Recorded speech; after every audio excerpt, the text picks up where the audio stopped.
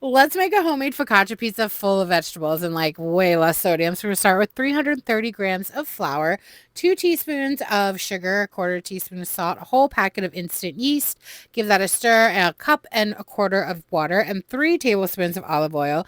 We're gonna give that a good mix with like a wooden spoon or a Danish dough whisk, and then we're gonna put our shower cap over it. That's a little life hack. And then every 10 minutes, we're gonna wet our hands, and we're gonna do a little stretch and fold action. So every quarter of a turn, we're gonna do a little stretch and a little fold over, and then we're gonna cover it back up again, and then we're gonna let her hang out. And every 10 minutes, we're gonna do this about 3 or 4 times. You don't have to do this part. The sourdough girlies got me doing the stretch and fold, but it's really important to wet your hand when you do it. That way it doesn't stick to the dough. I'm using a glove only because I didn't want to mess up my nails for the video, but you don't have to use the glove. But I will link like the disposable shower caps and everything like that down below.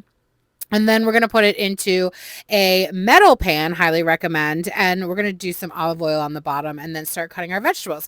So I do a quarter of an onion sliced for the toppings. And then the rest I'm going to put in my blender. I'm going to do kind of the same thing with our sweet peppers. You can use like a green pepper if you want, whatever toppings you want to use.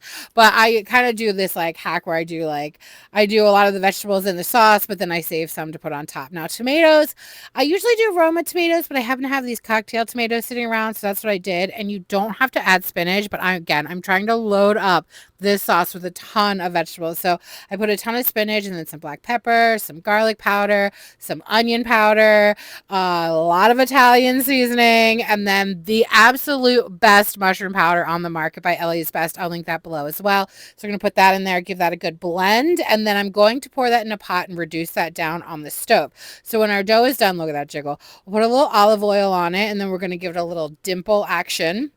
And then we're going to par bake this in the oven. So I do 475 degrees, and then we're going to put some of our reduced sauce on top. I usually don't use it all, so I have some left over for like English muffin pizzas and stuff later in the week. Then I do shredded Swiss cheese because it's only 50 milligrams of sodium per serving. What? So we do a little layer of that. We do a little layer of our vegetables. And then my favorite trick that I learned from my grandma forever ago is some sliced provolone cheese.